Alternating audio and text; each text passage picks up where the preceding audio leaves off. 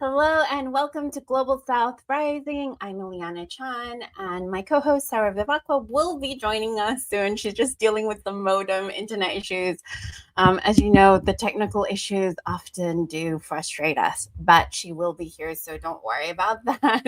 And I see that we have some Australian and New Zealand people joining us, it's very late over there, so I do hope that we don't put you to sleep. But just for those who are new to the show, every week on Friday, 9 a.m. Brazil, 1 p.m.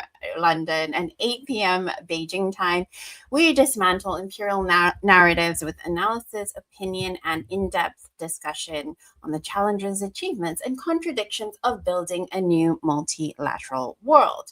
So this week, we will be doing something a little bit different where we'll be covering some of the major news stories from China, the Xi and Putin summit, a new document that a lot of Western media outlets are not covering, a really interesting dossier about China's new pathway with the US. And we also will be talking about some interesting LGBTQ, LGBTQ. Okay, anyway, there is some protections in China that are kind of interesting to talk about because it's something that is often weaponized against global South countries. So we'll be talking about that. And then, of course, China's legal shield to block EU's subsidy probes, which is a really interesting follow-up from what we discussed. Me and you, Sarah, we discussed the anti-blocking rules with Iran. And so this is just like a further, not escalation, but maybe a showing shift of a consistency from China. So that's going to be very interesting. And then João Amorim is going to be back on the show as our special guest this time, and we will be talking about Dark Horse, Hollywood, and Brazil's biggest fraud. This is so interesting. It can be a movie just on its own, and so I'm very interested to get into that, but it's like kind of a crazy story. I am dying to hear more. So, and Sarah will be leading that interview because, two Brazilian heavyweights here talking about Brazilian politics. So, Sarah, welcome back from your technical issues. Thank you, Ileana. It was a hell of a technical issues, but I think I'm settled now. Oh, not totally. It could be that I'm gonna be frozen out and in again, but I think it's a pretty exciting times in Brazil. We had for certain that one of the sons of Bolsonaro will be running, but things are looking very difficult to him. And this has an international link. This has the US. We've seen in the Pandora Papers how the US serves as a money laundering country. Yeah, it persecutes all the countries, but there is a very good ecosystem for the sitting beneficiaries, like hiding the identity of investors, hiding identity of beneficiaries, of finality. There's those trusts, those funds in the US where criminality all over the world goes launder money there. And this is a huge case involving the Bolsonaro family that could really jeopardize at least his son's candidacy. In 1 week, he fell 6 points, and it's just getting bigger. The scandal is not settling; it's getting bigger by the day. You had more leakages of audios of scandals every day, and the gaps are closing. They had a pretense company of a woman called Karina. This woman had over 10 companies involved in highly corruption schemes, defrauding public money. It's a labyrinth. It's a mess. Bolsonaros are one step of the jail. I was super happy when Bolsonaro was arrested. It was vindication, and my mental health becomes so much better not having to reporting on him. But he has 4 sons to report on. That's really shit, and now we need to make sure fascism is fully defeated in the whole family tree. But it's very exciting news. I'm very happy to have João here. And there is a lot of international aspects to this. I might drop and come out again. Yeah, okay. If you have technical issues and Sarah happens to leave us because of it, don't worry, she'll come back. And yeah, I'm really so excited about this story because, part of it too is that I was hearing that Bolsonaro's son was like really rising in the polls. So I'm going to discuss that and what it means like for the global South. If Bolsonaro wins, it is a huge blow for the entire global South and the anti-imperialist movement in general. So, and the multipolar world, really. But we'll see. We'll see what happens. And excited to get into that at the second half of our show. But first, we're going to start with some news and updates that we did discuss last week. We discussed the Trump and Trumpet. Could be Trumpet, but meeting in Beijing. And of course, since then, we have had the Xi and Putin meeting in Beijing. A lot has been made out of how similar the reception was in terms of, the dancing children, the red carpet, et cetera, et cetera. And I think this is just like a natural because, at this point, we all know how heavily scrutinized these welcoming packages are. It makes sense for them to try to mirror it as much as possible. I even saw like a Western media outlet reporting on how long to the second the handshake was, which is such a farcical way to have a geopolitical analysis. Is like, oh, well, Putin's handshake with Xi was 15 seconds shorter. Absolutely ridiculous. But I think what has come out of this summit and just to give the context of last week's trip with Trump was the second visit to China as president. Okay, so it was the second visit and the first visit by a U.S. president in 9 years since his last visit. Biden famously did not visit China. For Putin, it has been his 25th visit to the country. So it's it's obviously a very different type of relationship, that must be said. They have diplomatic buildup to this relationship already, to this meeting already. So there's a lot more ground being prepared and initiatives already in play. It's not a reset or in terms of the China-US meeting, it was more of like trying to stabilize a very contentious relationship of the past year, right? So that's one thing. Just off the bat, it's very different. The other thing too is that I think China and Russia very much wanted to express that they are entering an even deeper stage of their political ties, because the summit marked two major anniversaries: 30 years of the China-Russia Strategic Partnership Framework and 25 years of the Treaty of Good Neighborliness and Friendly Cooperation. So yes, these sound very, very vague and very, full of platitudes. Good neighborliness, what does that mean? But there is an actual legal backbone to this relationship. So both those treaties, they do have a binding sort of agreement in it. And it is obviously about peaceful coexistence, non-interference, and long-term coordination. Renewable every 5 years. So they did both agree to renew these treaties. So Xi highlighted how political trust is deepened across the board: energy, trade, investment, science and tech, and people-to-people exchanges. People, all these things are very important to China. It's basically the basis of all their geopolitical agreements.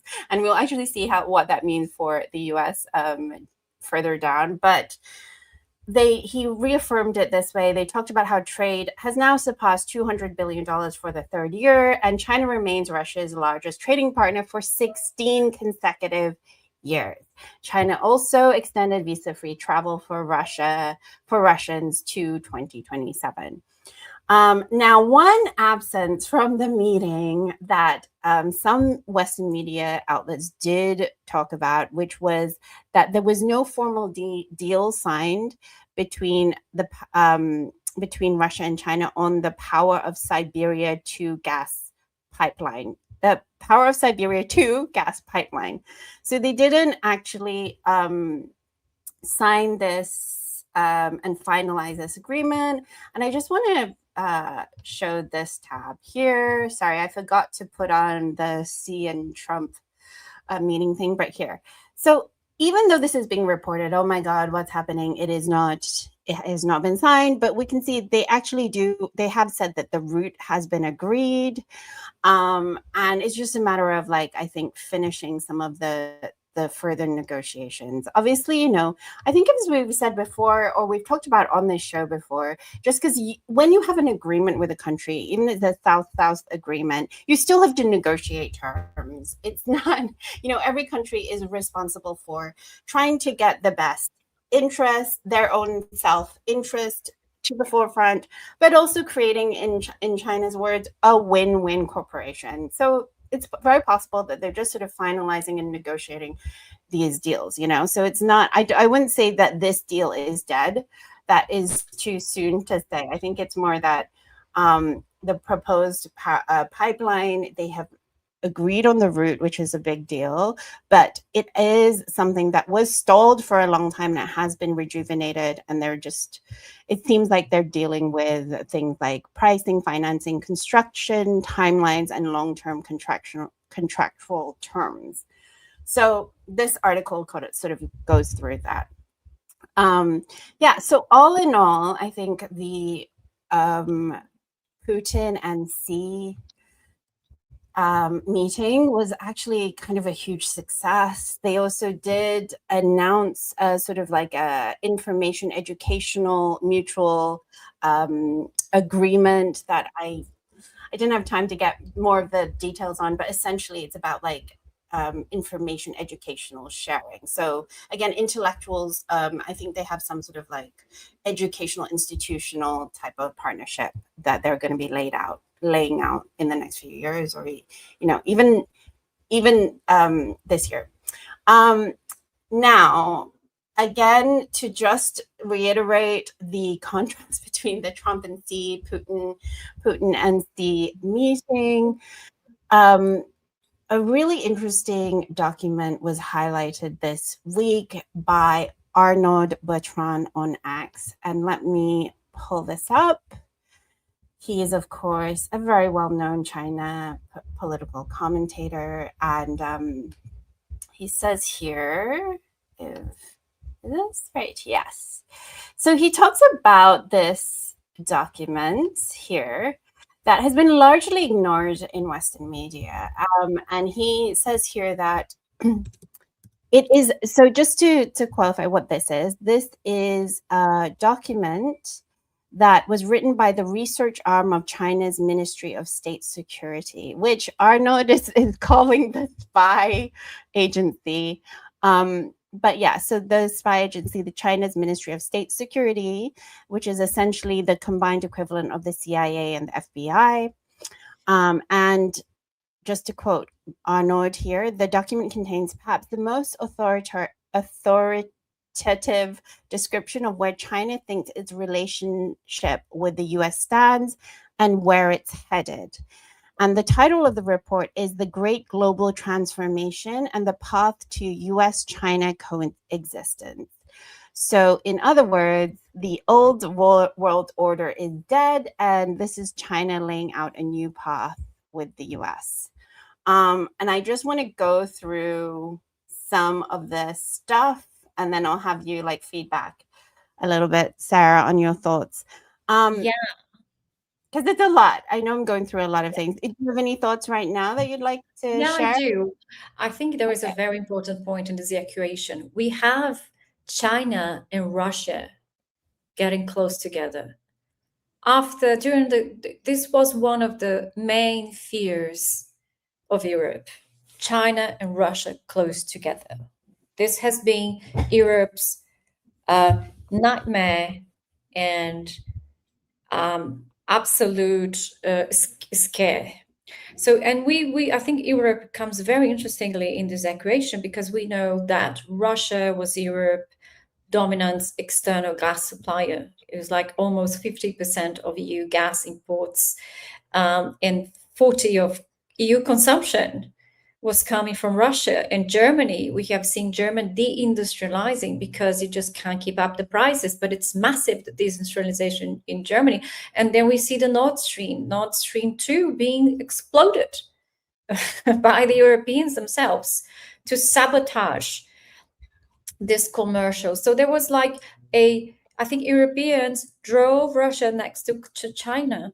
It was a policy of alienation of the Russians that just came to fire back on them. And then my question to you, Ileana, we've seen here something unprecedented. We are going to see now maybe a further decoupling of Russia and Europe here. I don't know if you would see this and how we can analyze that. This getting closer feels like a problem for Europe, maybe more than for the US. I don't know. What is your thoughts on that? Yeah, just to respond to one of the comments from Ode to John Truddle. Yes, we are talking about the Nord Stream pipeline that was blown up by the US empire and blamed on Ukrainians.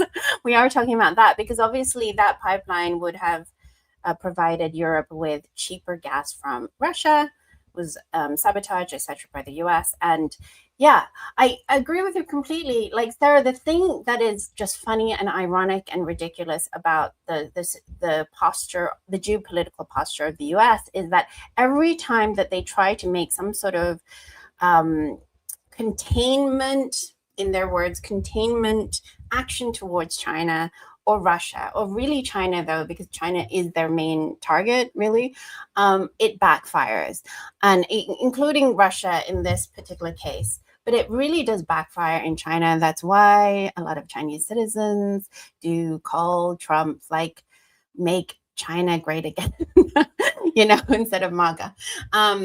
But yeah, because of course, the thing of it is the strangulation that they're attempting, which is, this is their strategy across the board. You strangle a country with sanctions to the point where they weaken the country and regime change becomes inevitable. Regime change with a US puppet installed, it's not going to work in a country like China, which is so vast and prepared for this type of eventuality.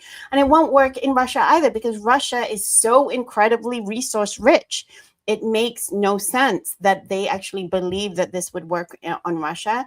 And because, as you're saying, it does push Russia through necessity to strengthen ties with China, which was what we're seeing now, which is what we've been seeing for the last 16 years, really. Because if we're saying that China has been Russia's number one trading partner for 16 years, that's where we can see this understanding of the strategic importance of strengthening ties with China.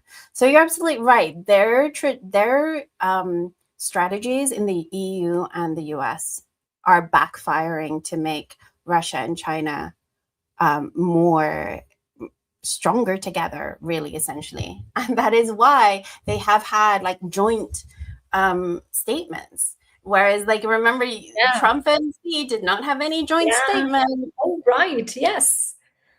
Well, good that you point this out. It's true. Yeah. So in a way, there's a hopeful element to it. And I think every week we do have to reiterate that the casualties and sacrifices that are being made because of US belligerence, we can't really, the human toll of that, we can never underestimate, I think. However, as we're kind of seeing with this, and why I wanted to talk about this document that Arnaud Bertrand brought to attention, is that it is very interesting because it kind of just shows in how confident China's tone is right now. They're confident, they realize the challenges, make no mistake. But from the tone that they're putting forth in this document, I'm just going to talk about some of the core points, and we'll see like these core points are core points that we've been talking about a lot on this show. So that's kind of interesting. I'm not a Chinese spy, guys. We are not Chinese spies, but somehow we have mirrored some of these points. Okay, so these are their core points. The old order is collapsing. That's correct. In other words, the unipolar world is collapsing, where the US hegemony is eroding. And they actually point in this paper that it is to do with internal political dysfunction, economic overextension, and declining global legitimacy. All correct, all subjects that we talk about a lot on this show. And then they also talk about multipolarity, that it is not in the future, that it is a structural fact, and it is driven by the rise of global South, technological diffusion, and the weakening of Western dominance in finance, industry, and narrative power, which is propaganda. Finance, industry, and narrative power, propaganda. We talk about all these things on this show too. And then they actually call out the US. The US is escalating containment in quotations, my quotations. The containment is sanctions, tech blockades, alliance building, war alliance building, essentially AUKUS, JACUS, NATO, etc. And again, information warfare, propaganda.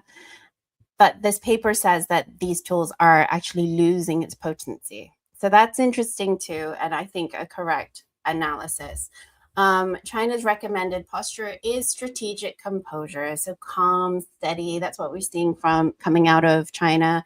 Very calm, steady leadership, avoiding provocation, strengthening internal capacity, something we talk about a lot, like how do you actually get the basically 4 or 5 pillars of sovereignty: digital, military, political, financial, and food sovereignty as well, energy sovereignty, etc.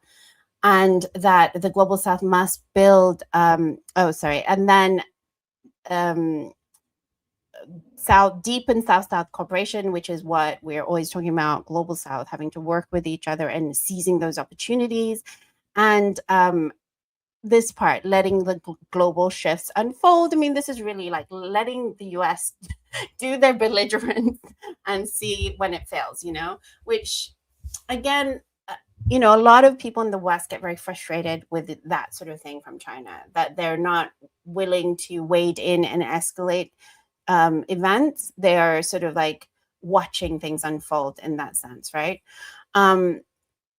And then, of course, they're saying narrative warfare is now central, which is something that I've been saying actually as well, because, it argues that Western media remains the last strong pillar of US power. This is so important to understand. Western media is a huge, huge appendage of propaganda of Western imperialism. And this is key and something that, we talk to João a lot. So it'll be interesting later to talk to him about that the global South must build independent information ecosystems, which, again, like we've said, the color revolution start through propaganda on the ground. How does Brazil, for example, get a more sovereign information system for themselves, etc.? And finally, institutional self-defense is essential. So again, this is about legal, economic, and technological tools to resist extraterritorial pressure. So this also comes into play in my last segment today, which obviously we'll be talking about later, but the anti-coercion laws and counter-sanctions framework that China has already implemented. Which we'll get into a little bit later. So it's really interesting. And of course, they do say the 3 principles China says are essential for preventing this stalemate. The stalemate between the US and China turning into a escalated conflict is the same things they always talk about: mutual respect, peaceful coexistence, and win-win cooperation. That is what China's entire geopolitical partnerships with every country is based on.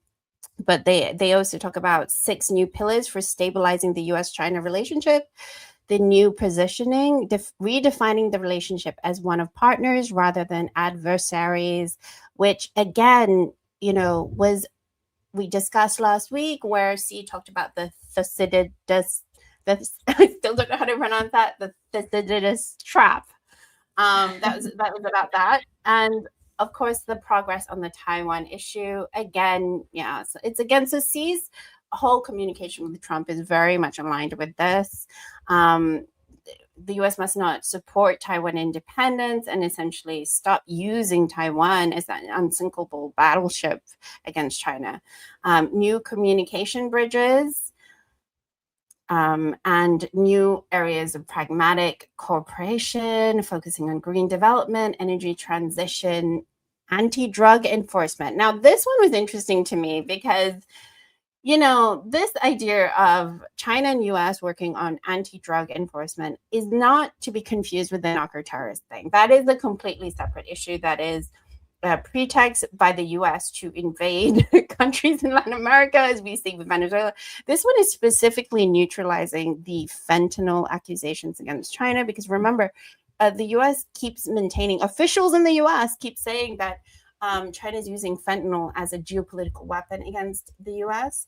And this, I think, neutralizes that, saying like, look, we're not, China's way more anti-drug than the U.S., for example. And so this is trying to say like, we have avenues of cooperation to actually prevent more of this drug situation, you know. So I think that was a very interesting one is kind of like a way to meet common ground, right, with the US. And then AI governance and public health. So that's number 4. And number 5 is new risk prevention framework, shifting from emergency firefighting to normalizing risk management. And I think this is, again, talking about the tech competition, trade friction, and the Taiwan Strait tensions, the whole South China Sea issue.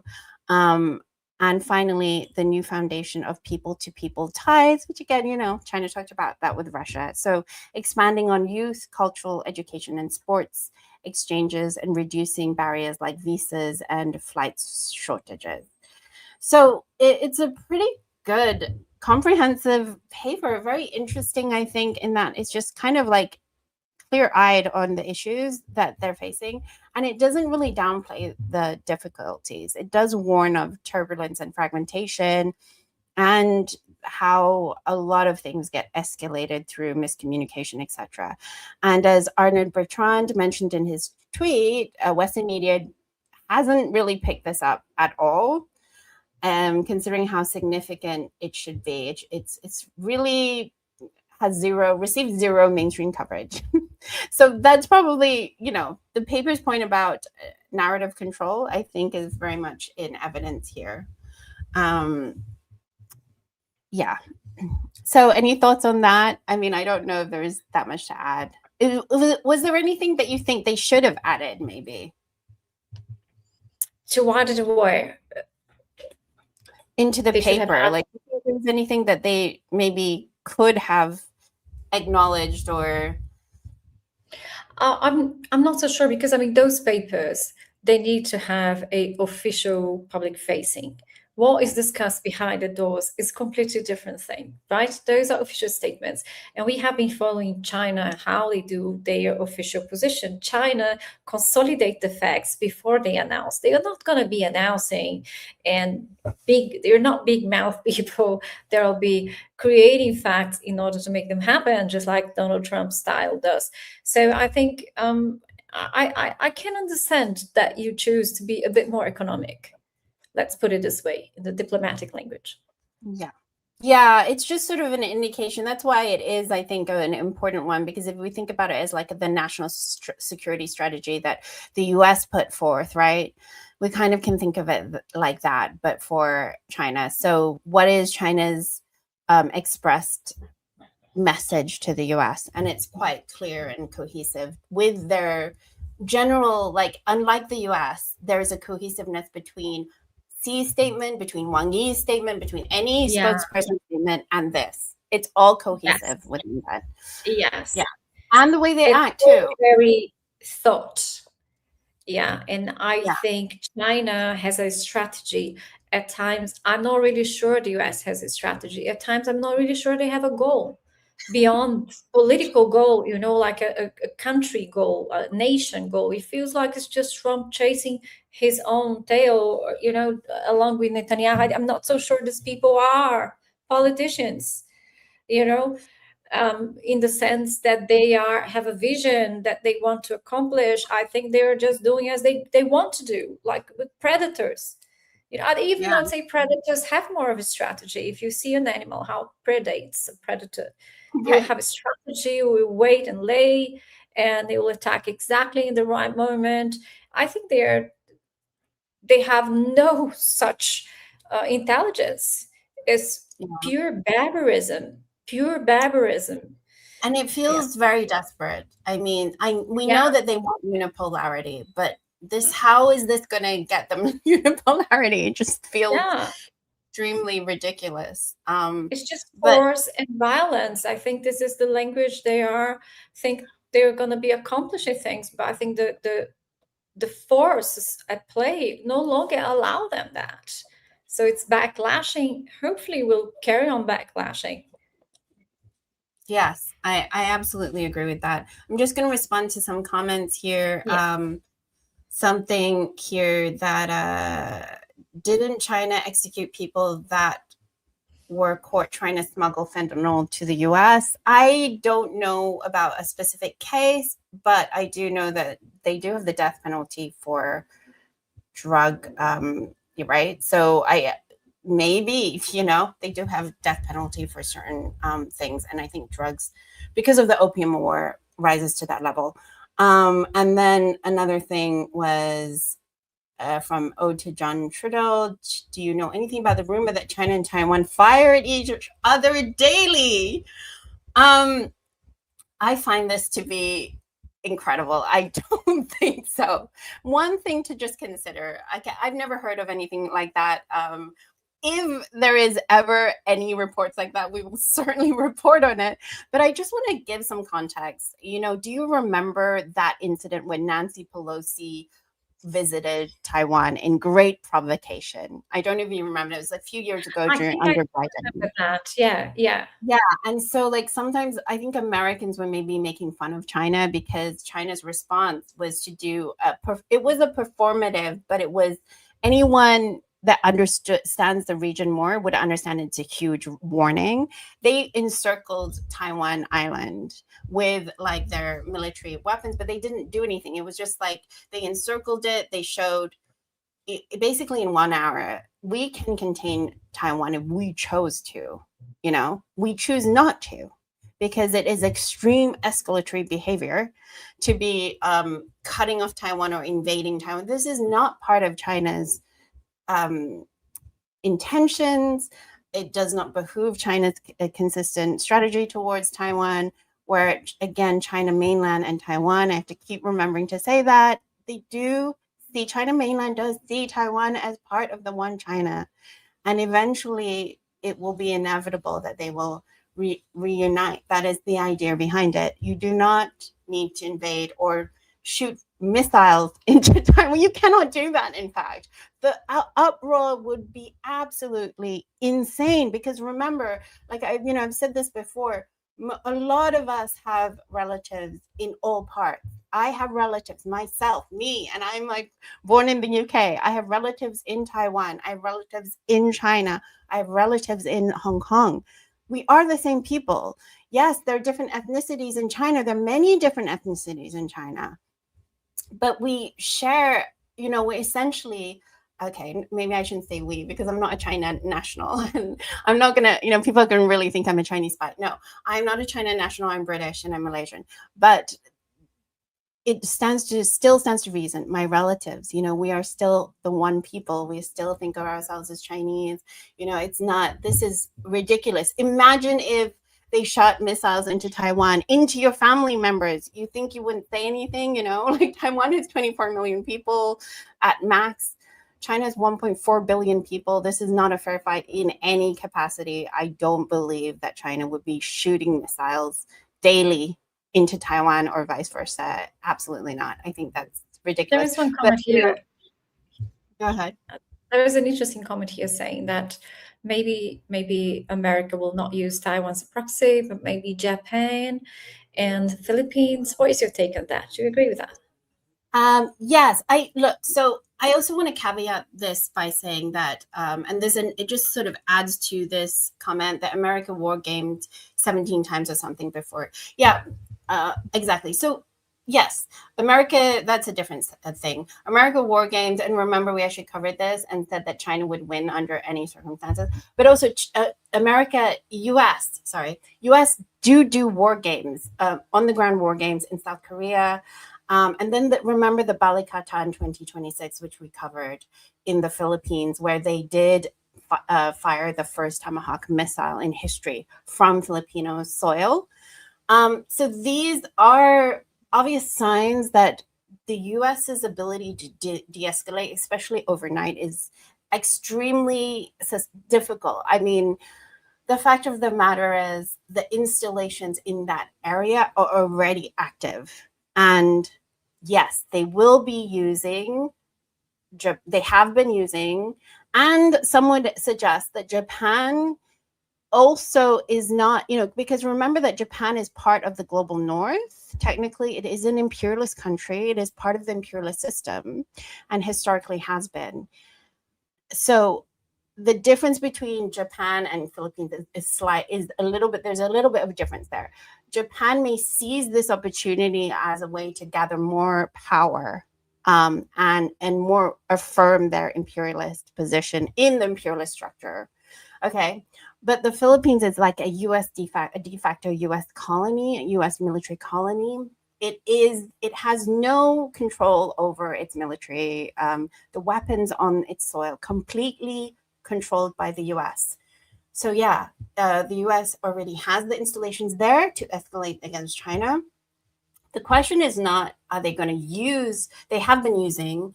The question is more like, what would it take to actually reverse this trajectory of escalation against China? And so far, we don't, apart from Trump's, he said, okay, we don't support Taiwan separatism, remember? But remember how we talked to Shang Yu, the Marxist Taiwanese rapper Shang Yu, and he said that is the thing, though, is that the US benefits from this very ambiguous status with Taiwan. They want to control Taiwan, but they don't want to fully back Taiwan in a military confrontation because they don't really believe that they can win necessarily from Taiwan, but they want to continue to destabilize China through Taiwan. So yes, is it a good indication that Trump said we don't back Taiwan separatists? Sure. But it also just adds to the confusion that has already been there for decades. So it's not necessarily, okay, well, they're just going to back away now. I don't think we should take it that way. I think we should understand that they still believe in a strategic importance of using Taiwan as an escalatory point to the US, but they also want plausible deniability to be like, oh, well, Taiwan's just going crazy. It's nothing to do with us, So we have to just be a little bit more suspect, a little bit more careful with that.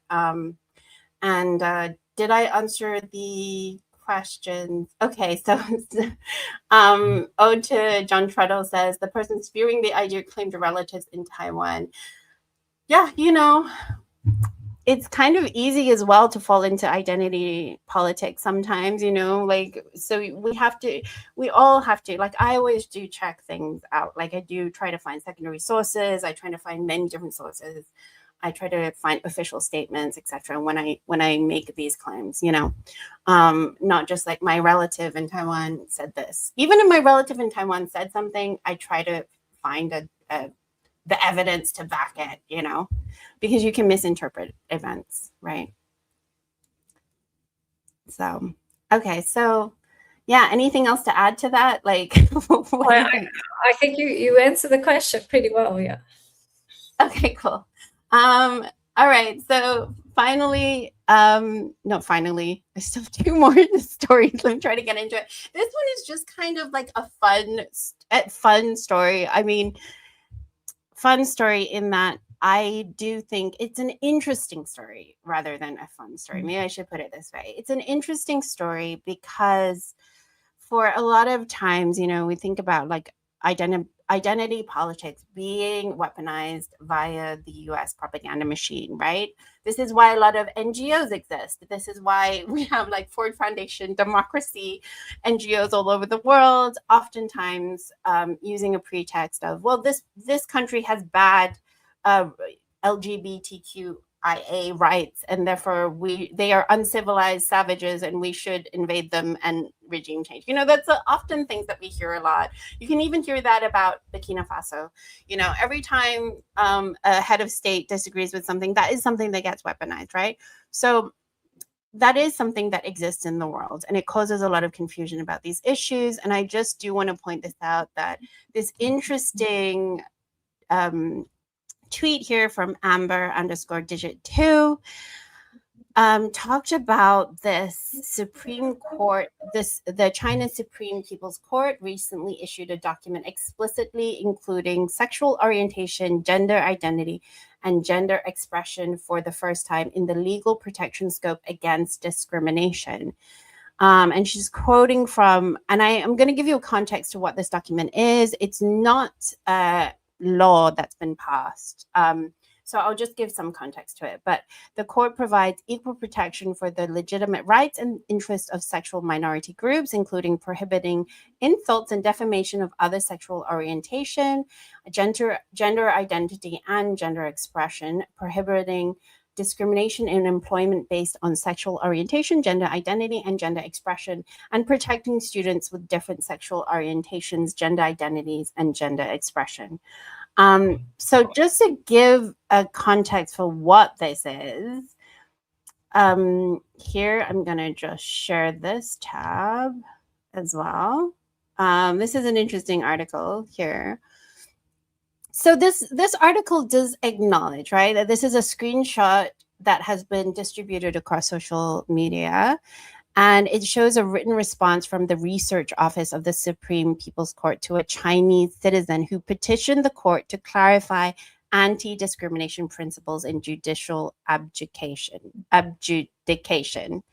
So it does seem to be credible, at least this article is saying that, but and I also couldn't, no, none of us could really independently confirm its authenticity at its time. But the petition sort of formula system, just to give some context, the petition, known in Chinese as Xinfang, is a centuries-old channel through which people in China have appealed directly to authorities.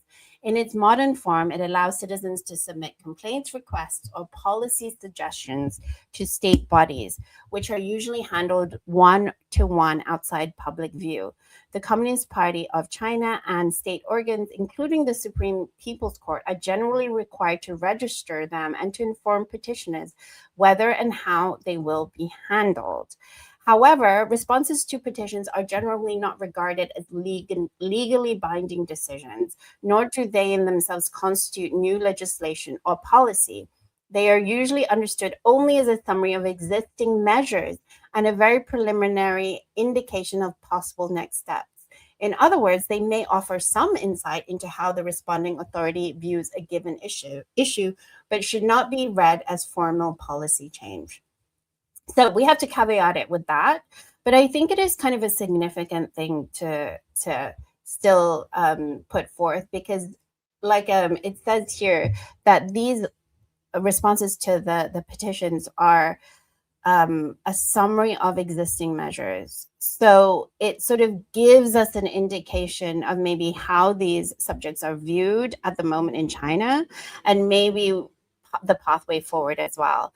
And it does sort of, I think, have a consistency with, if you remember when we covered the Chinese ethnic unity and progress law, where there does tend to be this embracing of differences and of minority groups being discriminated based on things like that, like on ethnicity, on culture, on stuff like that. So I think it is kind of cohesive within China's overall view of identity and stuff like that. But we also have to, so yeah, I think it is like a step forward, and I think an indication for the pathway forward, but we also have to caveat it with the fact that I think a lot of Chinese culture and Chinese society have had also very stringent views on gender identity, etc. Like I do think that there tends to be an attitude of, you know, what you do by yourself in your own home is up to you, as long as you're not my child, and my child, I want my child to have like a husband and children and to continue, you know. So there is amongst like maybe the boomers or the older generation that attitude still of like, you know, we want you to get married, we want you to have children, we want you to continue the line. That's very entrenched in our culture, in Chinese culture. So we kind of have to think of it that way, right? Yes, but I thought it was interesting anyway to sort of discuss. Any thoughts on that? And then my understanding is that this what the court found is that you have principles, but they are not justiciable. What does that mean? It's up to the authority to apply them and to have a discretionary realm on how they would apply in the particular situation. So it's not something that I could be challenging in court that a institution. This is what I understood from this article. I'm not saying it is this way, and this is my understanding, and that I could just say, well, I was discriminated, and the court will. This is very common in public law. Public institutions, they first have to decide. They have an autonomy to decide. Let's say the academy give grades to people. I don't think you can just. It's not easy to turn this into a legal claim, because university has an authority better than the courts to determine what grade this person has. So I understand this is a bit in this way. We know that gender politics, identity politics are weaponized by Western societies to attack Arabs, to attack Chinese people, to attack those who they don't perceive as sharing their values.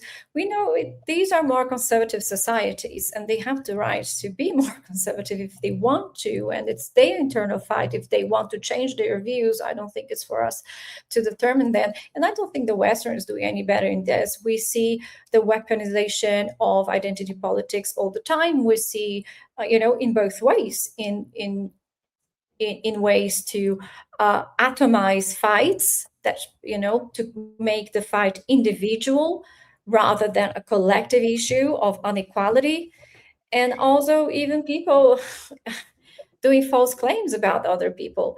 This is also a type of instrumentalization that does no good to feminism, to human emancipation, or to homosexual equality, gender equality, or gender identity equality. So I don't think we, the Western, are very much better on any of this. But it seems like an interesting shift, right? As Chinese society is far more modern than us at the moment.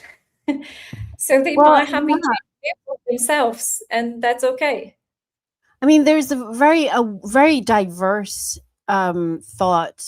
schools of thought in China. There's the entire spectrum, much more diverse than I would say in the West, where, because our propaganda is so powerful on multiple levels, very sophisticated propaganda too. Like, China's propaganda is not very sophisticated. So most people oh, well, we're going to take that with a grain of salt, It is becoming better though, so we'll see. But yeah, I think the only thing that's you're right. It's not a legally binding law. I think it's not a code. It's, nothing to that level. But I just think that what might be interesting about it is that it's directly from the research office of the Supreme People's Court to a Chinese citizen. So there's a level of officiality there that it's not just a random person's thought, right? So that's why it's an indication maybe of where things generally stand, very carefully, however, and where things might lead in the future. But certainly this is not the same as the ethnic unity and progress law that we covered a few months ago, which that is codified, that has legal repercussions for for transgressing against those specific discrimination laws. So yeah, very interesting. And yes, we're having a conversation in our chat about identity politics being used against class struggle. Yes, identity politics, when weaponized, can be very powerful, because it actually is using, I think, people's best, their ideas of their best intentions. They really might feel oh, I am protecting the oppressed here. And they're sort of manipulated into weaponizing against the very people that they're claiming to protect. So it's very complicated with identity politics, and it's very effective. That's what we see with anti-Semitism, for example. And finally, I have my last thing, which directly relates to what you covered last week, where we talked about the anti-blocking rules that China implemented with the 5 China refiners who were using Iranian oil and were U.S. sanctioned. I thought that was a really interesting segment you did there last week, Sara. And this one here, if I can just pull this up, but essentially, it is about how China is. Let me see. Here you go. Beijing deploys legal shield to block EU subsidy probes. So just to talk about this here, and actually the South China Sea Morning Post headline is even more, what's the word? More sharp than this. It says Beijing slams abuse of unilateral tools in legal blockade against EU probe into nuke tech. So China mounted a legal challenge to the ongoing European Union probe into new tech, barring domestic entities or individuals from complying with Brussels' cross-border investigative demands, while condemning its abuse of unilateral tools to suppress Chinese enterprises. The Ministry of Justice designated the EU's actions under its foreign subsidies regulation during the probe as an unjustified extraterritorial jurisdiction measure and banned any entity or individual from assisting the investigation, invoking China's anti-extraterritorial jurisdiction regulations in a notice last Friday. On Saturday, the Ministry of Commerce followed with its own rebuke, backing the legal blockade. A Commerce Ministry spokesperson condemned Brussels for escalating the probe, accusing the bloc of coercing Chinese banking institutions to cooperate and unreasonably demand sweeping, irrelevant domestic information under its FSR, Foreign Subsidies Regulation.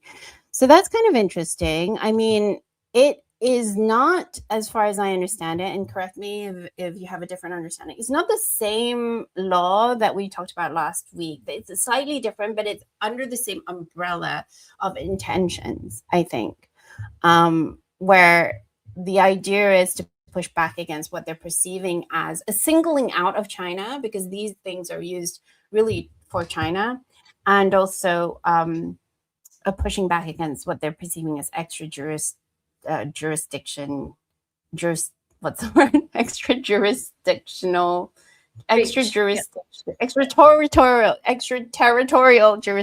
measures. Yeah. Yes. Right. So, yeah, and so this case actually dates back to April 2024, when the European Commission carried out its first unannounced inspections on new tech. And the point is, yeah. So it's a pretty big thing that China is pushing back here, I think, with this. And it following on what you said, that does create a pattern of pushing back against extraterritorial jurisdiction. Yeah. So any thoughts on that, Sarah? I think this is more than just an improper territorial jurisdiction. I think it's an investigation, you know. I think the EU launches investigation in key industry all over the world. So the DOJ, so the Serious Fraud Office. This is a way to destroy national industry. That's what the car wash scandal in Brazil was about. That's what the Alstom scandal in France was about. You know, you target a base industry, petrol, submarines, something, oil, whatever pivotal industry for a country, and you launch an investigation. This investigation to seize material from these companies, to discredit this company. This was what led to a coup d'etat recently in Brazil, where the arrest of President Lula. It's known as car wash. So it's pretty damning. But they won't be able to play this with China. Exactly. And so hopefully China is setting some sort of precedent for other countries to follow if the occasion arises, you know, that because these secondary sanctions that the US imposes on countries may no longer have its bite, as per the paper that we discussed on the top of the show. But yeah, like talking about the car wash thing, the car wash Brazilian corruption scandal, which, you know, we will be now talking about Dark Horse, which is being touted as maybe as big as that scandal. And we're going to bring on, I'm just going to remove this. We're going to bring on our special guest, João Amorim, and you will be leading this interview because I'm very curious to hear what's going to go on, and I will just ask questions. Just if there's anything I don't understand, I'll ask questions and I'll pay attention more to the chat. But let's bring João Amorim on. Here you go. Hi, João. Welcome back to Global South Live. How are you guys? Oh, nice good, João. Nice to see you back. Nice to see you again. Cool. So how are you feeling? Because I'm very excited about this. Thank you for bringing this to my attention. I know Sarah knew all about this. I had no idea. I was like, and then I watched the trailer, which maybe we can show to the audience Sure. for a bit. Let's start with the trailer. Okay. Because it's a very interesting trailer. Let me just put it that way. And some familiar faces. So yeah, let's start with that and then we can talk about it. So tell me if the sound isn't working or not working, etc.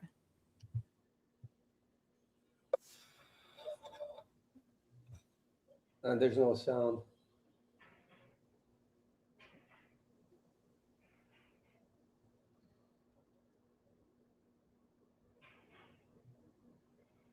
Yeah, we don't have I don't sound. think I can hear anything. Yeah.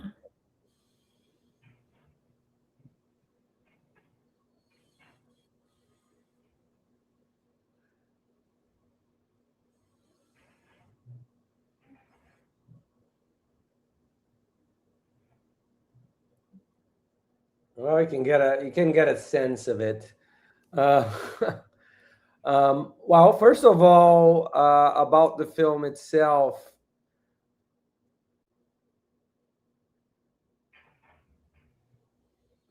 Here you go.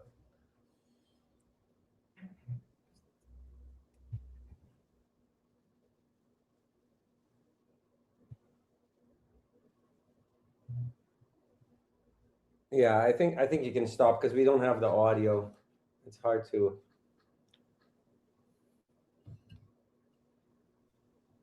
Oh, I'm so sorry. Like, there's no audio. I was listening to it, but I guess no one else saw it. No. I'm so sorry. I don't know how to fix that though. Maybe you can put a link to the trailer in the chat, and Yeah. people can see it later.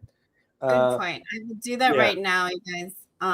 It's so funny. I don't know if at least the I don't know if the images kind of gave you this sense, like, because my takeaway from the trailer, okay, so say I don't know anything about Bolsonaro. He is like the man of the people. He is like fighting against the establishment. He's, being taken down because he's so pure of heart. Like, okay, that's what we're getting from the trailer. But you guys, please take this away and give some reality to it. Yeah, I mean, essentially the film focuses on the 2018 presidential campaign, on Jair Bolsonaro's presidential campaign. And the central event that politically motivated the film is a allegedly knife attack he suffered in Minas Gerais during the rally. So there's a lot of questions about, the stabbing itself, the mental conditions of the person who did it. But they took this as, a kind of a survival truth and soul of the nation type of film, It also, there was a leak of an early version of the script that included, fictional action sequences, such as confrontations with drug traffickers in the Amazon. I'm not sure if that made the final cut or not. Regardless, Dark Horse relates in Brazil to o azarão, which is kind of the underdog that becomes the unexpected winner. And I have to say that, before the 2018 election, I don't know about Sara, but I knew little about Bolsonaro, and I never, I thought he was terrible, and I heard most of about him through my daughter, my older daughter, that at the time was in high school, because there was a lot of followers. So he was already building in through social media his narrative of eliminating corruption and providing freedom and all of that that we now know is not true. So as absurd as the film sounds, I think what's mostly absurd is how it got funded, and the whole turmoil we've been living in the past 2 weeks because of that. I mean, in many ways, for us in Global South Rising, I would say it's like it's a relief moment, because as soon as the scandal came out, the main opposition extreme right-wing candidate, which is Flávio Bolsonaro, is the son of Bolsonaro, plumped 7 points in all campaign pollings. So they were at a tie, and now it's like 43-35. I think it was the last thing I saw. So it really served us well. I think it was a good timing. But I'm going to let Sara ask questions, but I just wanted to introduce a little bit about the film and why I think it's relevant for the audience of Global South Rising in general. If we forget the film for a moment, because the film is a vehicle, it's not the actual cargo. I think at its core, there's a story of intersection of political power, media influence, and questions about the origin and movement of this money. The controversy centers around the financing of this film, Dark Horse, which is a super sympathetic biographical film about, the now jailed former Brazilian president Jair Bolsonaro. And essentially there's allegations that some of the financing may be connected to individual structures that are now under legal and public scrutiny. From the beginning of the year, we had this big scandal with Banco Master, which is essentially an investment bank that was run by this guy, Daniel Vorcaro. And he's almost the Brazilian Epstein. He has connections to politicians all around the Congress. We recently found that one of the leaders of the right wing was getting a 500,000 reais monthly fee to help this banker who knew things were going to come across. The bank went bankrupt. And BRB, which is Banco de Brasília, is the capital's bank, was involved in rescuing this bank, which was known to be, bankrupt already or going bankrupt already in financial scrutiny. So it involves a lot of political figures: the governor of Brasília, high up Congress members. And the former president himself. As a filmmaker myself, one detail that caught immediately my attention, having spent decades working on Brazilian films, I know what a film costs, even like a prestige feature film costs in Brazil. And we're talking here 130 million reais, which is unheard of for our country. We're talking it's around $30 million. That's, the top most expensive film in Brazil will be around $10,000, and that's expensive, so nothing justifies such a cost, which is one of the main things that, immediately caught my attention. It's like, how can they make such an expensive film? The other thing, which I think is stunning, and really absurd, is that these guys, they're the ones who are always extremely critical to all the cultural incentive policies we have in Brazil, such as Lei Rouanet and Lei do Audiovisual, that make it possible for film to happen in our country. So it's through partially through government grants, through tax incentives, and they've always been extremely critical to that.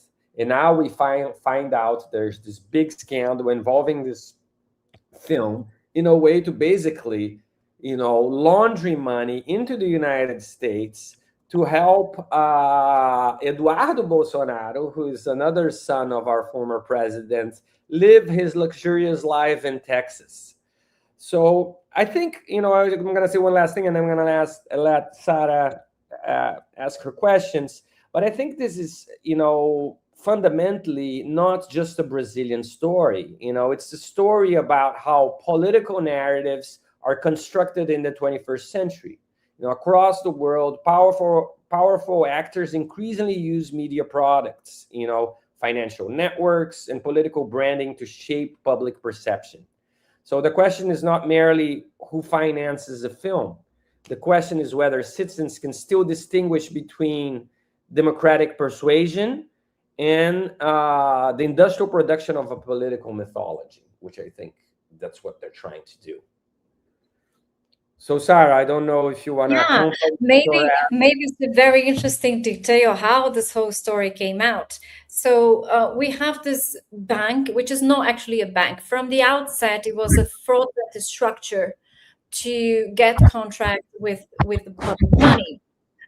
This so-called bank master, represented by a playboy next to here called Vorcaro, he and his family, who are involved in militia work.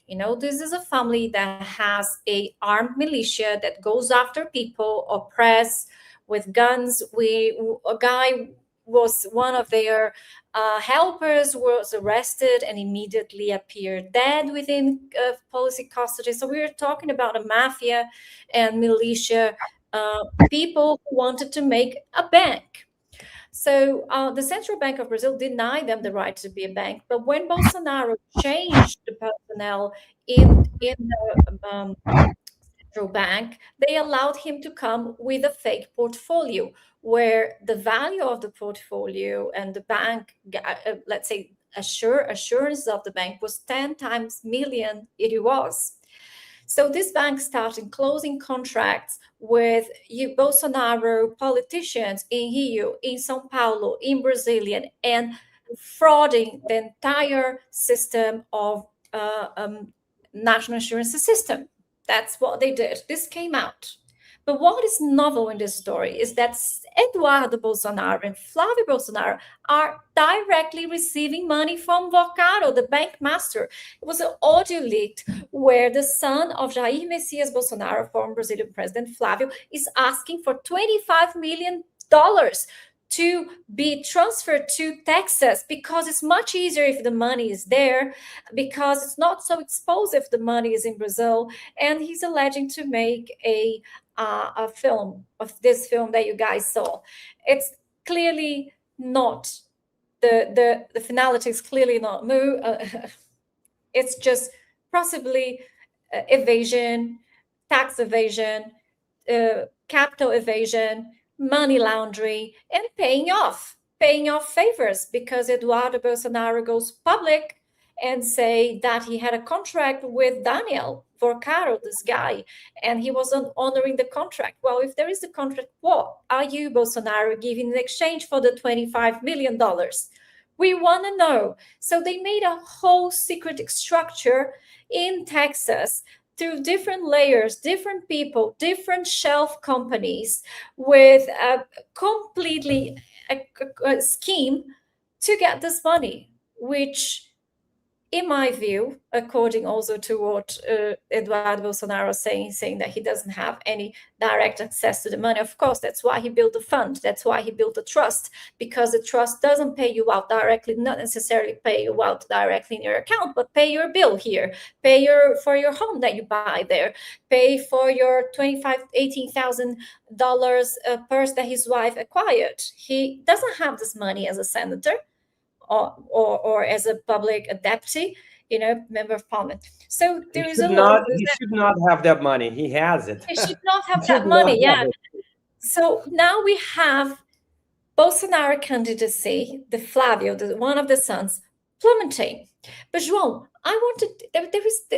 they have no boundaries. This is one thing we know for sure.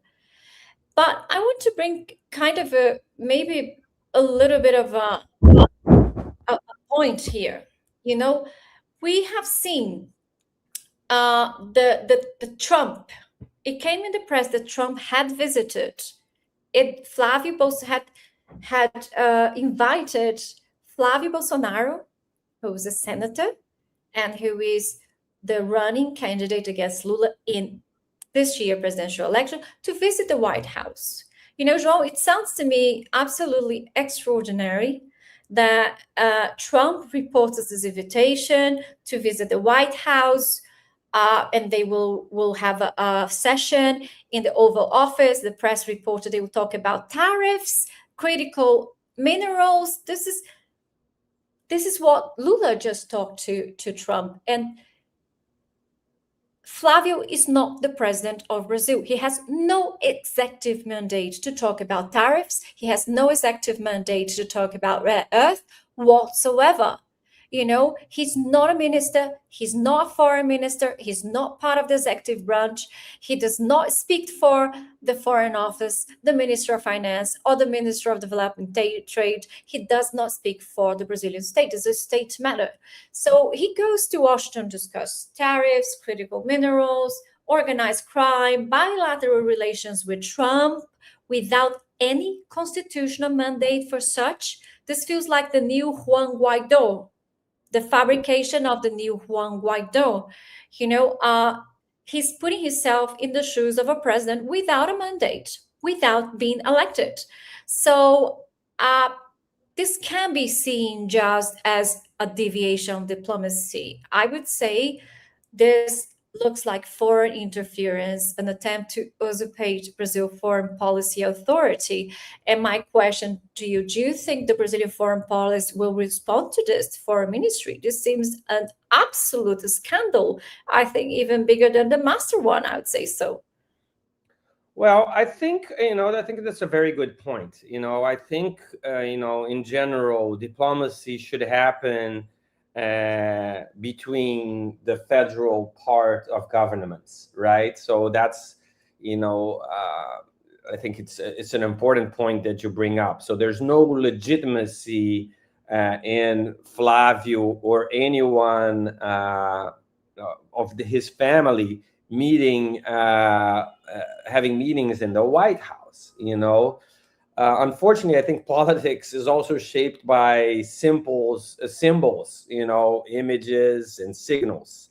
And I think when a major foreign power grants visibility, access, prestige to a politician who's not part of the sitting government, the political significance often extends beyond its official purpose, So, there's a role there in the U.S., I think yes, our government has even pronounced against that, but it's absurd that the U.S. government will actually receive these members. It is like Guaido, like you said, So even if there was no endorsement, the image itself can become politically valuable. So we know there's a lot of people that praise the U.S. and so forth. So it's very dangerous.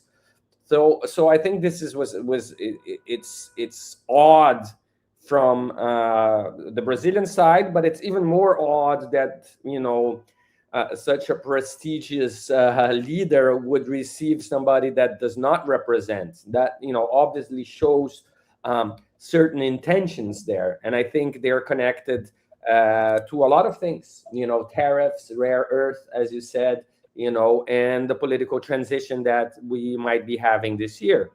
So I think it's beyond a question of a handshake changes the election. I think the question is whether these repeated signals from a powerful external actor such as the United States can help shape perceptions of legitimacy inside another country's democratic process, So I think that's a question that's worth asking regardless of your ideology. It is a direct influence.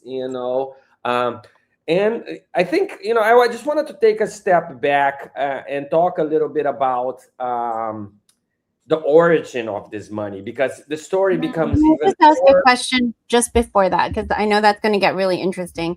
I just want to know for myself and maybe the audience, Juan Guaido had no local support, really. Whereas I think, like you were saying, in terms of Brazil, though, Bolsonaro is quite popular, and the polls showed. So can you talk a little bit more about that, just to differentiate him from Juan Guaido, and then get into the origins, because that's very fascinating. Yeah, that's a very good point, Ileana. Certainly, Bolsonaro is way more popular, and I think Guaido was just really a puppet. He didn't have any internal support. Even later, a lot of politicians of the Venezuelan opposition thought he was, a dead body, anyways. So it's different in the case of the Bolsonaro family. They have strong support. They have strong support for many reasons, mostly because of all the lies that are told to people, and because people are easily brainwashed. And I think there's a lot. I mean, for one thing, I think throughout the first two mandates of Lula and Dilma's mandate, the mainstream media was very efficient in demonizing the PT and Lula, and creating an extreme negative image of him that still resonates with a big portion of the population, especially the middle class. And I think that has a few reasons, and it's complex. And whatever my answer here is going to be an oversimplification of what it actually is, but I'll try to give you at least why I think they are so popular and how they became so popular. So first of all, it's the demonizing of the left wing, the demonizing of Lula and PT, and corruption schemes that maybe some actually happened that were over exaggerated and turned against the government, that created an image that the PT, the Labour Party, does not really represent the people, and that it has moved away from them. And secondly, I think so there was mainly the big media, TV, traditional media, the newspapers and the traditional open TV. Then I think there is another element that has been a slow construction, and then one that has been very thoughtfully and well reproduced in Brazil to create a status quo, a consensus around what's wrong and what's right. Done through the neo-Pentecostal evangelical churches. So these in Brazil, they followed, in fact, it's very, very similar. It's almost like there is this recipe that was implemented in the US, starting with Nixon and moving all the way to today, where the evangelical, the Republicans, they realized that the evangelical church, because of their values, their family values, against abortion, pro-weapon, all these things could be used to target this part of the population and bring them to the extreme right. So this happened and worked in the States, and this started happening in Brazil as early as the 1980s, but now it became very significant. Now we have about 35% of our electorate that is, from this neo-Pentecostal evangelical churches. It's the equivalent of the newborn Christians in the United States.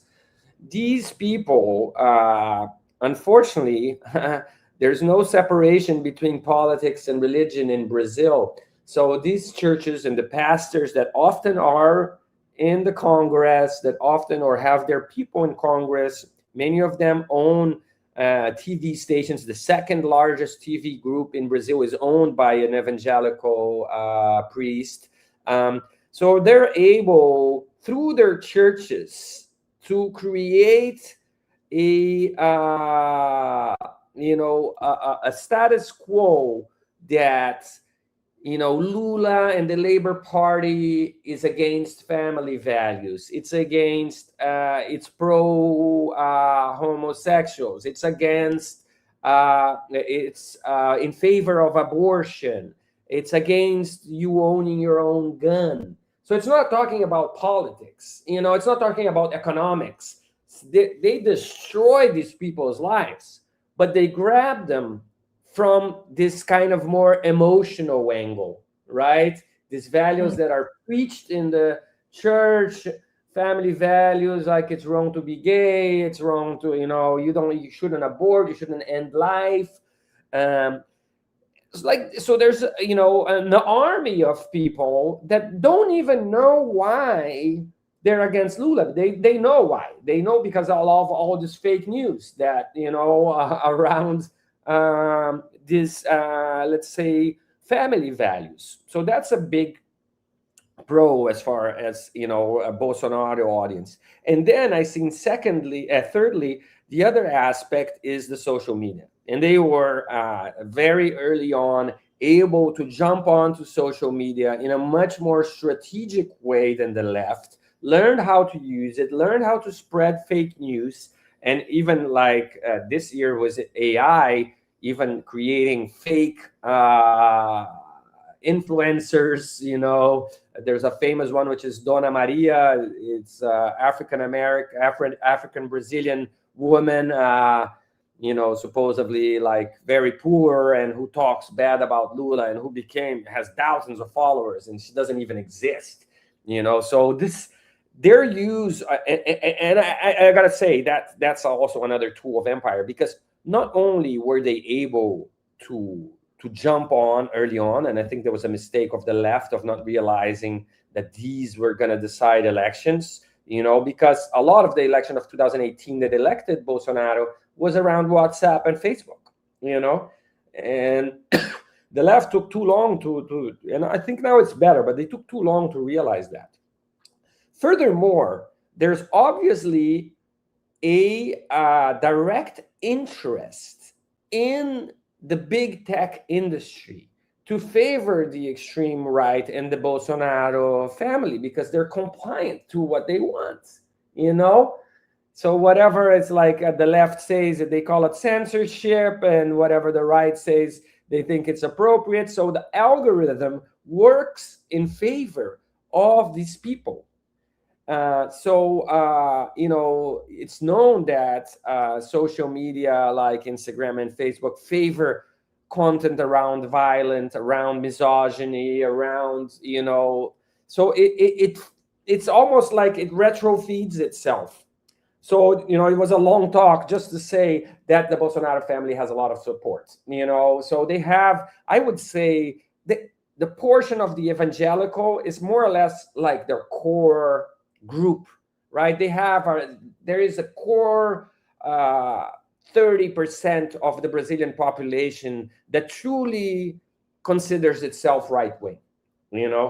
I think there's where the election is going to play off is those 15-20% of people that hate the PT, that hate Lula, that think but they realize Bolsonaro is no good. They realize this clan is corrupt as well. And these people, they would like to have someone else, and that person does not exist, right? So those are the people who shifted now. The core, what we call Bolsominions here in Brazil, they didn't shift. The pro-weapon, Bible-holding, male chauvinist guy, he didn't change his opinion. The red pills and the anti-gay, anti-abortion people, they didn't change their opinion, So it's I think the people who consider themselves center, that actually changed can change and can decide an election in Brazil. So I think that's a big difference. Their family have constructed a popularity, and especially Bolsonaro, who's in jail. He talks the way people want to say. He's rude. He says what he thinks. He doesn't, he says things before thinking. He's blunt, and he supposedly came about as the anti-establishment guy, because that feeling is still there. I think there's a big anti-political establishment sense. People believe that whoever is in power is no good. That still permeates. I don't know if Sara agrees, and somehow they were still playing on that.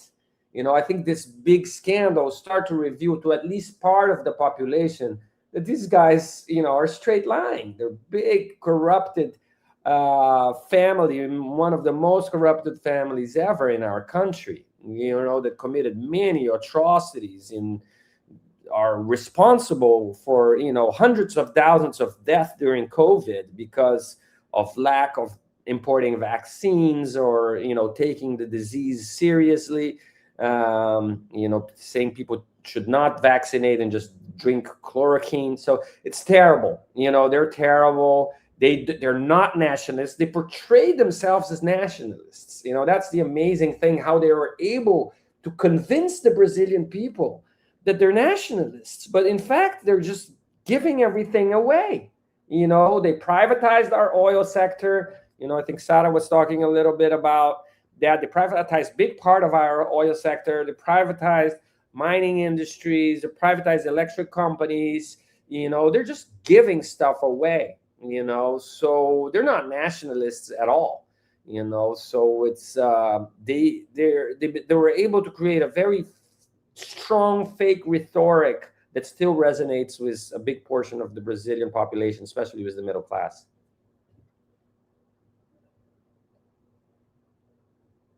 Silence. Ileana, I don't know if you want to come in. I was wondering why they're choosing the United States. It's very interesting because people who used to flee to countries that are very far away, have no extradition treaty with Brazil, and now we see loads of fugitives, people, fugitives from justice, subject to Interpol red notice in Miami, being protected by the Trump government. And now we have this fund in the US. I want to know this Texas loophole and how the US plays a role here in aiding and abetting criminals of Brazil.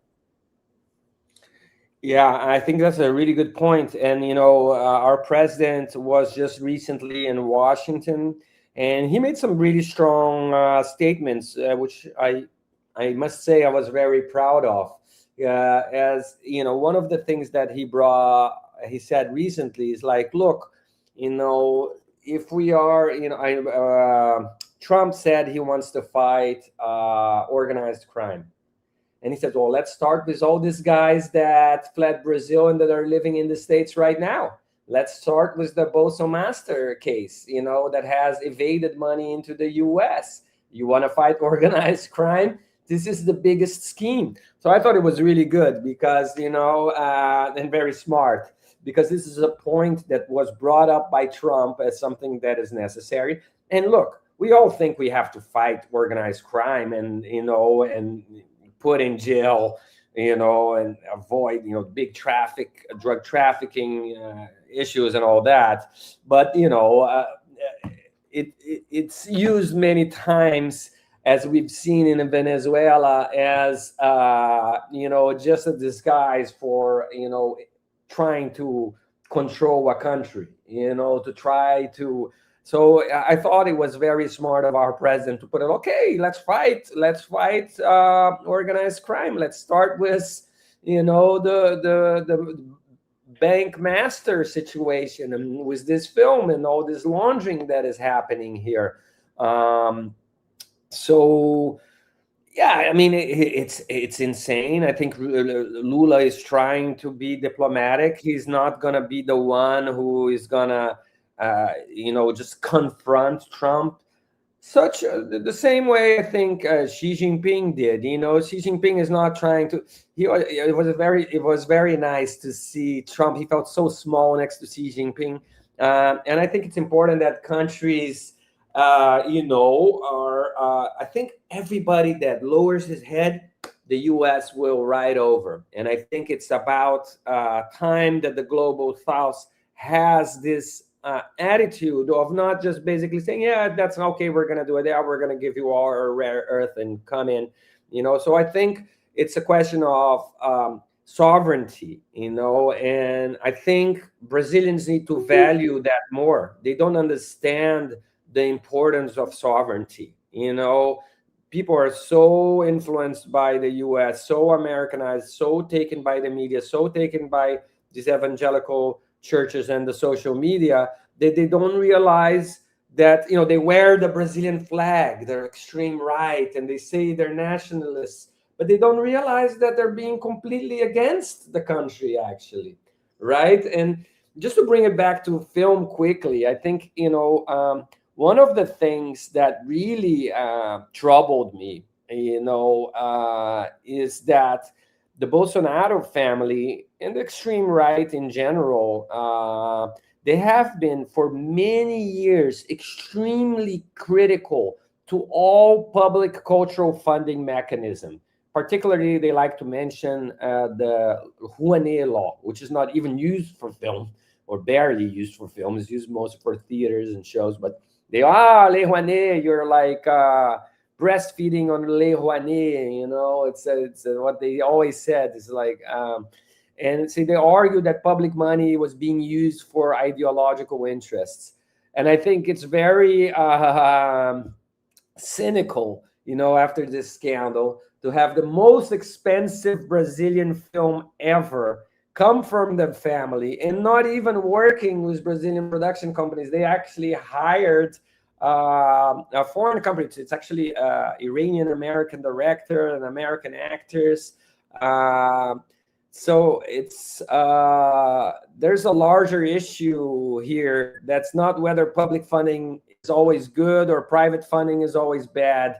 It's really a question of consistency, and I think it's important that we're transparent. And whenever you make a film with public funding in Brazil, every single invoice, I need to show how it was spent. Every project we do, every single cent is accountable for, and then you have a story like that with a film that was 131 millions. It's insane.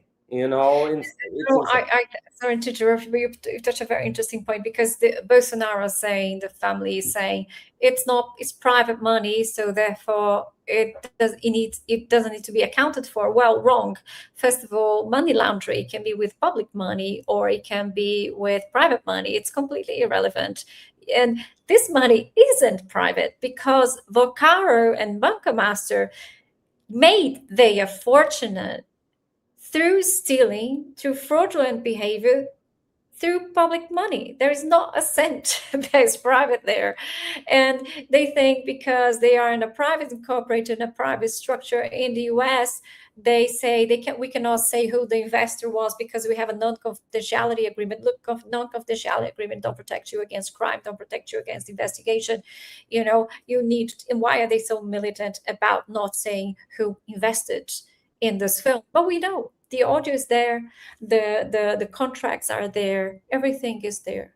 It was Banco Master funding the Bolsonaros through a overseas money laundering scheme. Where's the money? Nobody received it. João, the producer, the company producer, said they haven't received a penny, and then they went online on the TV say, well, actually, Banco Master financed 90%.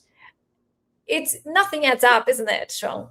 No, and I think I was going to talk about the origin of the money, and it's a good thing that you brought it up because it makes the scandal even bigger. So the origin of most of the money that the Banco Master made is from pension funds in the state of Rio. So they took the money of elderly, of people that are already in a very difficult situation. That's the origin of 1 billion reais that made Banco Master what it is or was. So it's so indecent, You know, it's so like the origin of the money is so dirty. It's so it's like it's unheard of. You know, and it's funny because they have a lot of support from the elderly that suffered from that pension fund. You know, the governor of Rio is now out of the government. You know, he's being persecuted, and it's being, you know, and he has a process against him that shows how he diverted his pension funds to Banco Master. So the origin of this money already is terrible, you know. And he was doing this playboy, as Sara put very well, organized parties for a lot of politicians with women. This stuff came out with women that were either Swedish or Danish, so they could have these big parties and they wouldn't understand what they're talking about, you know. So this is really insane. It was really like Epstein. That's why I said it's like the Brazilian Epstein in this case. You know what? The deeper we dig, the more we found.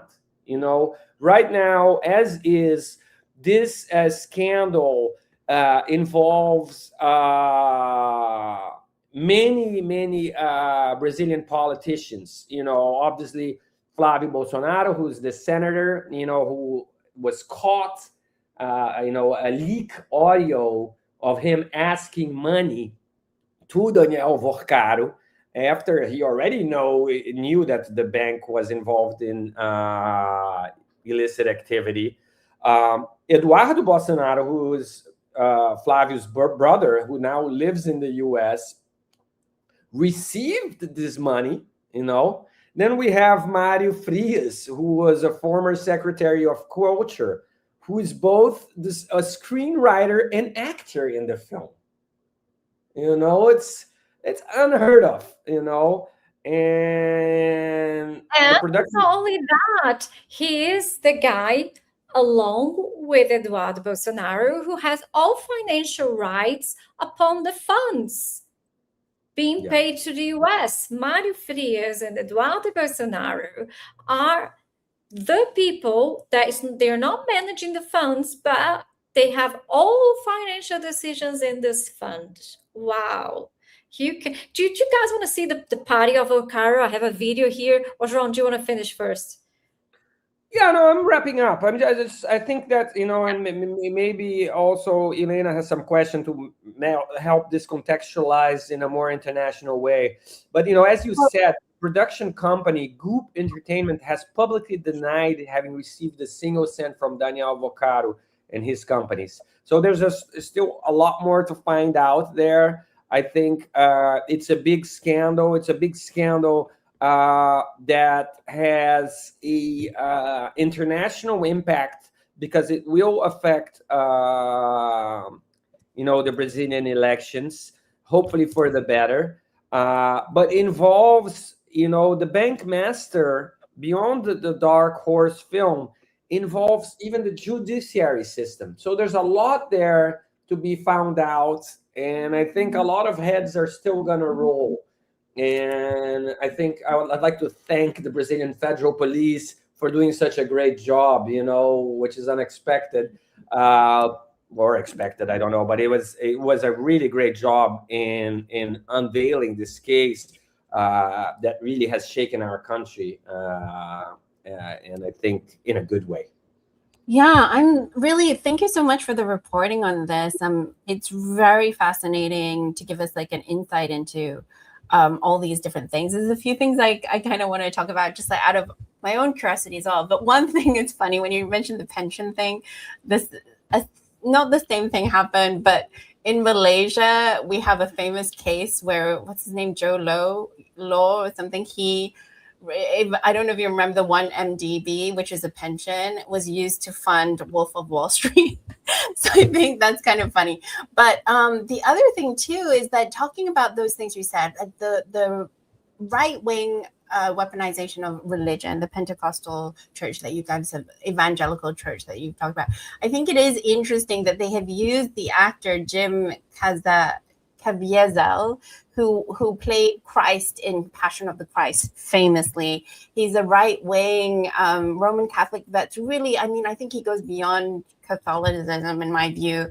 He's very much this sort of Trump a supporter figure that's become this conservative religious figure, and also the producer of this film, Michael Davis, I think. He did Sound of Freedom, that was this very crazy film about sex trafficking, but it was like Trump aligned, very problematic film. Again, in the same line of this religious fervor that is religion weaponized as a kind of like savior of humankind, but through a political lens of supporting Trump.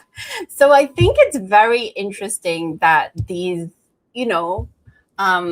these overlaps are happening here. And again, to your point, just showing like if the police in Brazil had not done their jobs, this is like one of the most huge propagandic, talking about color revolution that we've talked about for a really long time. This is like a massive propagandic piece that would have been unleashed on the Brazilian public. So can you give me also just like a sense of how do you think, like, so in that mind, that's my part where I'm like, this is very important to understand US imperialist propagandic tendencies and how they also still have within that these self-interested parties that are probably just in it to make millions of dollars, like they're like getting paid the big bucks and they don't have to pay tax on it, and it's a money laundering scheme and stuff. There were self-interested parties within the bigger apparatus of US imperialist propaganda pushes. But how are the Brazilian public responding to this? Like you said that the poll was going down, but is there any sort of wider shift or exploration and discussion amongst the Brazilian public? And also, do they have an awareness of US interference in this particular? I think the US interference, no, very little. I think just the enlightened minority, maybe. I think the general population. I mean, there's many people that still don't want to believe it. Obviously, the more fervorous Bolsonaro supporters just think it's fake news. And there's many videos going around actually trying to say it the other way, that Volcaro financed other films and financed the film about Lula as well. It's just like they distort reality very much. I think as far as, the people that have shifted the middle class, it's these people that are always, we call it, em cima do muro. They're right, sitting on the wall, I'm not left, I'm not right. Basically, these people are very... The windows, they fall far right. Yeah. I mean, we need these people. These are the people in Brazil that determine an election, Unfortunately, we have the people that are, like us, clearly think progressively, thinking about, human rights and ecology and, social change, and thinking about not just ourselves, but thinking in a solidary way towards the entire population. Then there's the people who are, they are the Brazilian elite that has always been, they're the former slave owners, and they just want to make money with interests, and they don't want to work. And these people, there's not much you're going to be able, they're always going to, be pro-right. I think there is a portion of this right wing that is made out of, is composed out of, people of classes C and D, and out of the middle class or poor and middle class people. And these are people that are convincible, These are the people that we need to focus on. And I think in many ways, just to be a little bit critical about the left as well, it's like the left has had a very hard time reaching the middle class in Brazil.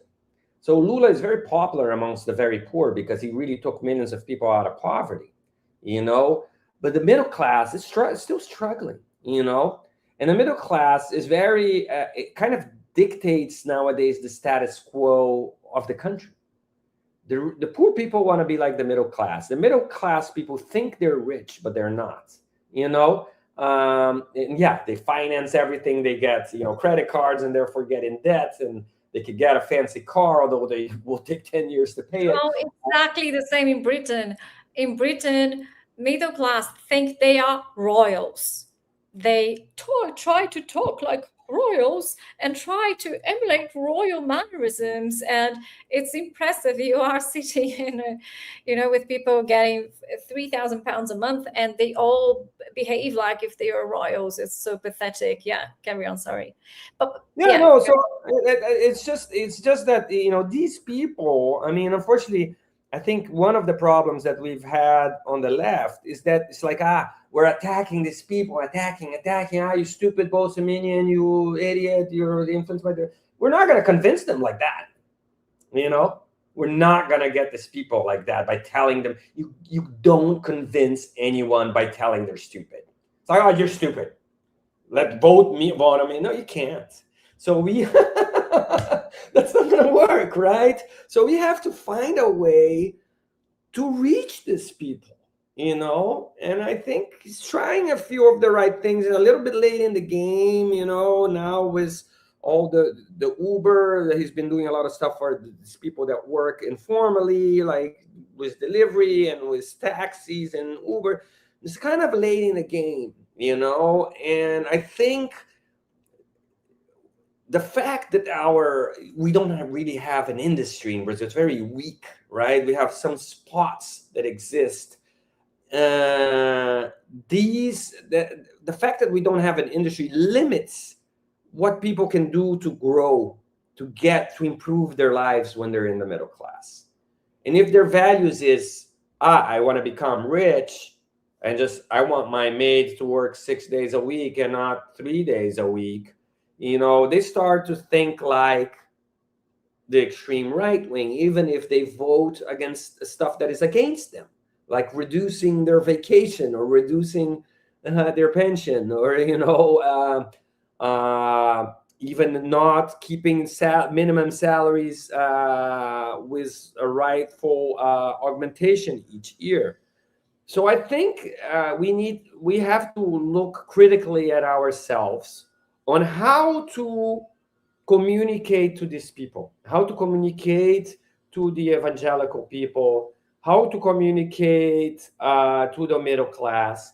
Because only being critical and saying you're stupid, you vote for Bolsonaro, you right-wing mofo, this is not going to work. We need a different approach, and I don't think we found it yet.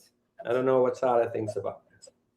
But can I ask though a pragmatic question for you? Just like right now, like I think the way to do it is to offer something to middle class. So what is the offer do you think that Lula is making in this moment, like that he is actually making, that he could make? It's a big question, I know, sorry. Yeah, it's a big question. It's not necessarily one that he can answer by himself, because it involves what I said. I mean, the fact of not having an industry makes it complicated, right? So, people in the middle class, when they have a business, it's usually commerce, right? They're selling stuff, or they have a barber shop or a nail salon, or they have a boulangerie, whatever, so it's limited. Industry is very limited, and I think there needs to be, and it's starting to happen, programs targeted towards the middle class of, helping them get funding for their houses, helping them get funding for their business with very low tariffs, so that they can get loans with very low tariffs. And it's starting to do that. It needs to become more clear. There was a lot of people that were able to rise from poverty in his first two governments because of his educational programs that were very inclusive, but they think they rose out of merit.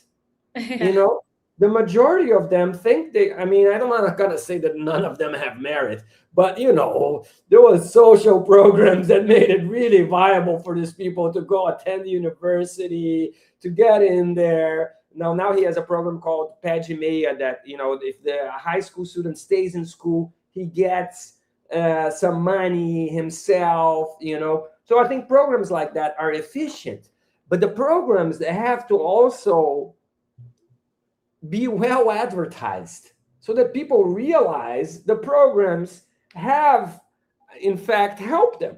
Because if they benefit from a program, but they think it's merit, and they still vote for Bolsonaro, it's insane. I mean, the amount of people that went to university through FIES, which was a program created by Lula, that were either African Brazilians or, minorities in general, that think they got there because out of merit and still voted in the right, is huge, So I think one of the things is communication, it's how we communicate clearly. And I think it improved in the last year with the change in the SECOM, but it was terrible in the first few years of Lula's third mandate.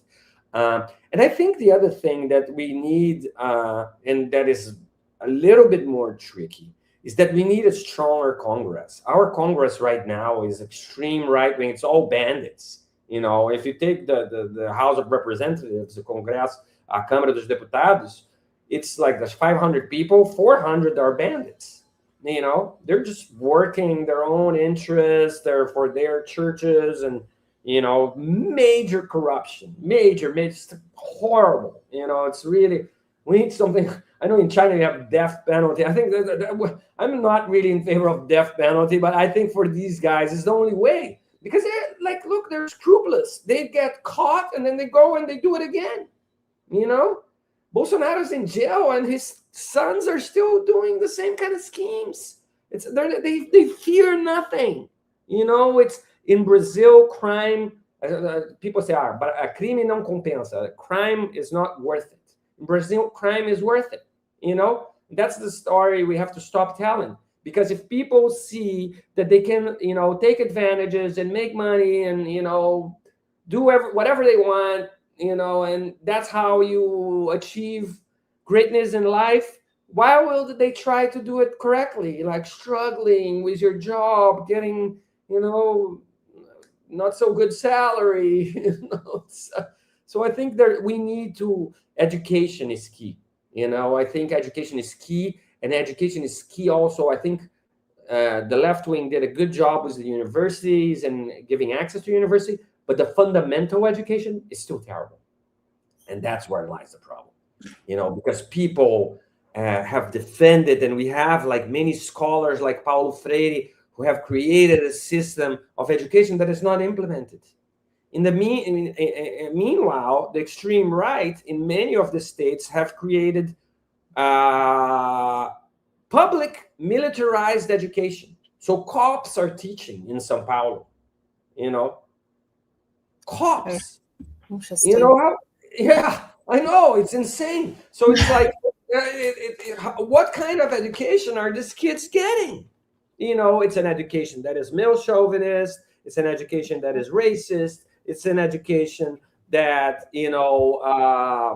brings religion to a public school. That should not happen. It's against the law in Brazil. Supposedly we're a Estado laico. I don't know how you say that in English, but we're a non-religious state, so how can they be doing this? It just happened, and we're not doing the same thing on the left. There's no movement in that sense. We're very weak, so I think this country will only change, and I think that's, for a lot of the global south, but certainly for Latin America, until we're able to give decent public fundamental education.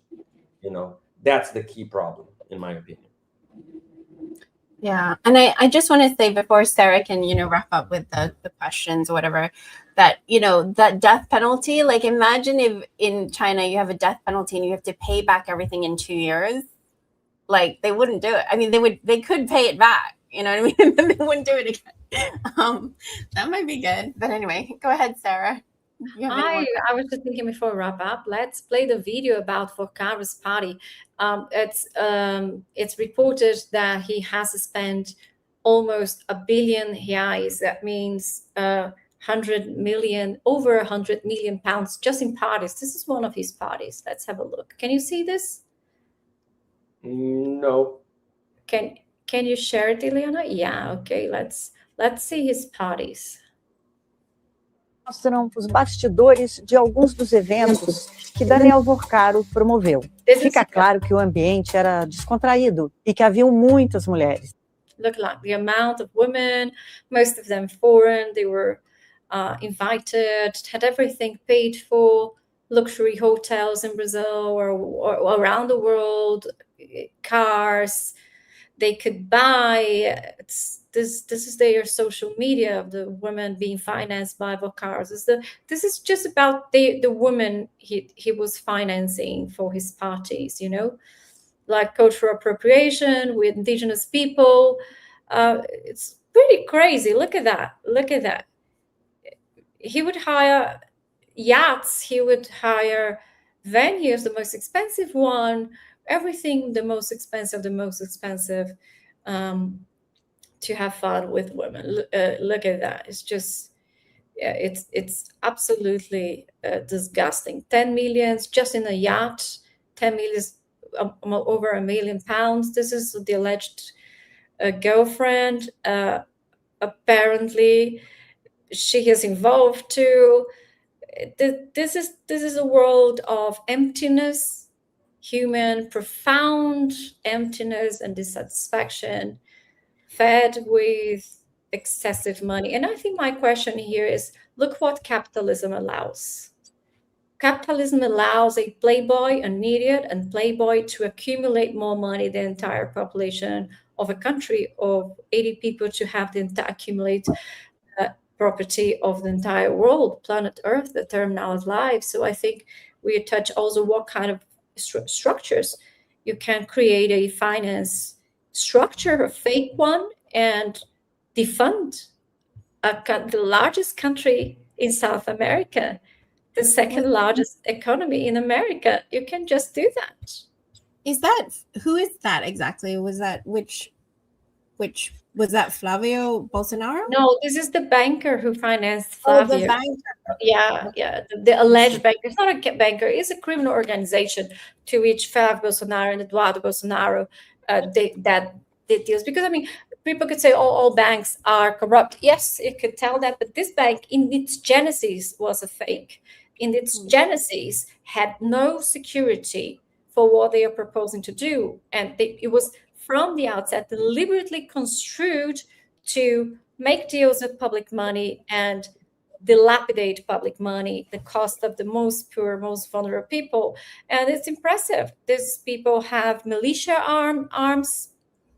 These people have infiltrated in the Senate. And these people have a very, very, very close relationship with Lagoinha Church, a new Pentecostal church of millionaires sitting here in this very city that I am, and spread all over the country. So we have also the Neo-Pentecostal church who made a bank.